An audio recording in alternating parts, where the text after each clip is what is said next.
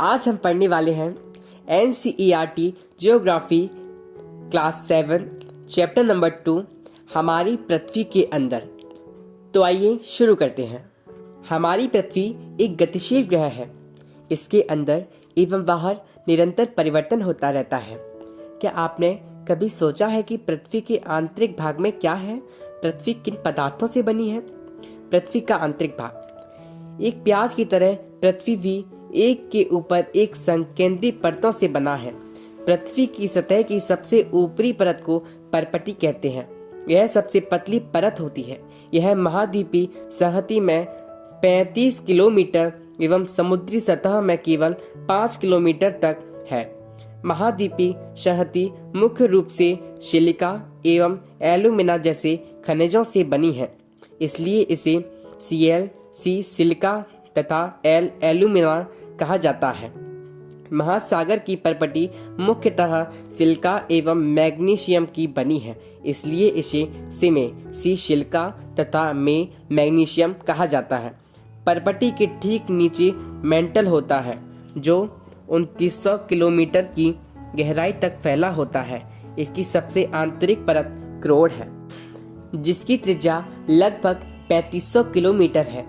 यह मुख्यतः निकल एवं लोहे की बनी होती है तथा इसे निकल तथा फेरस कहते हैं। केंद्रीय क्रोड का तापमान एवं दाब काफी उच्च होता है। शैल एवं खनिज पृथ्वी की परपटी अनेक प्रकार के शैलों से बनी है। पृथ्वी की परपटी बनाने वाले खनिज पदार्थ की किसी भी प्राकृतिक पिंड को शैल कहते हैं। शैल विभिन्न रंग, आकार एवं गठन की भी हो सकती है।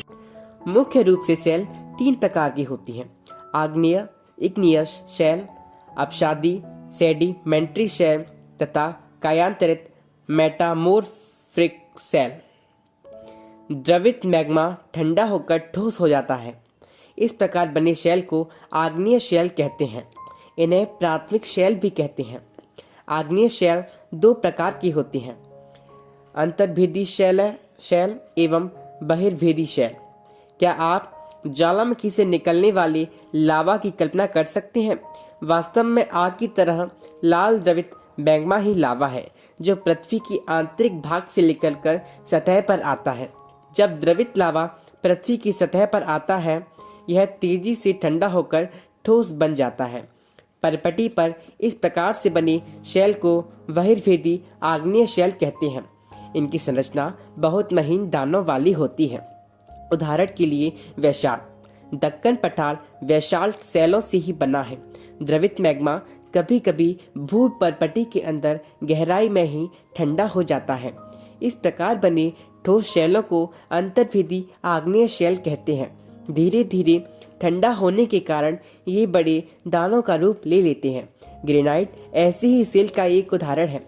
लेई मसालों तथा दानों का चूर बनाने के लिए जिन अपघर्षण पत्थरों का उपयोग होता है वे ग्रेनाइट के बने होते हैं। शैल लुढ़ककर, चटककर तथा एक दूसरे से टकराकर छोटे छोटे टुकड़ों में टूट जाती है। इन छोटे टुकड़ों को अवसाद कहते हैं। ये अवसाद हवा, जल आदि के द्वारा एक स्थान से दूसरे स्थान पर पहुंचाकर जमा कर दिए जाते हैं।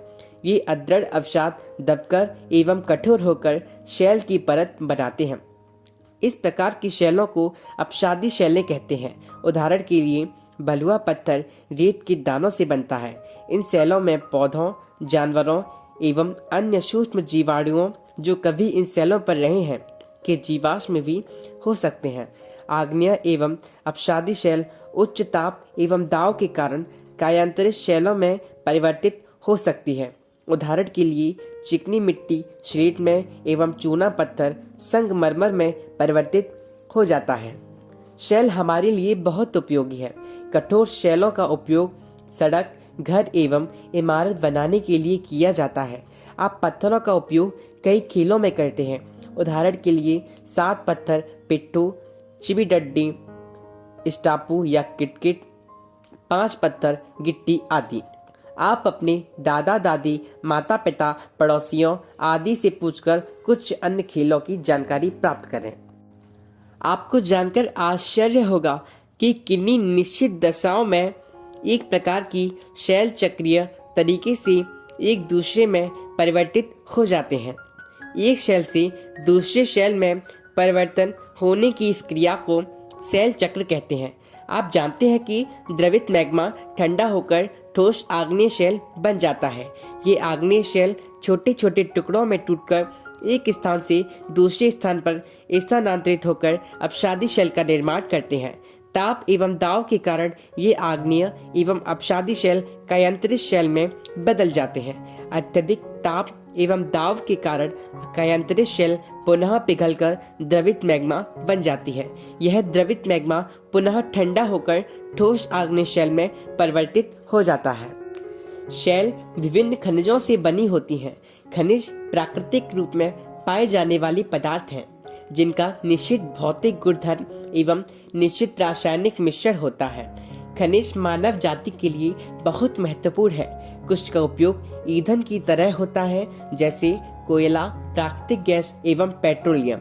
इनका उपयोग उद्योगों, औषधि एवं उर्वरक में भी होता है, जैसे लोहा, एल्यूमिनियम, सोना, यूरेनियम आदि। Thank you so much.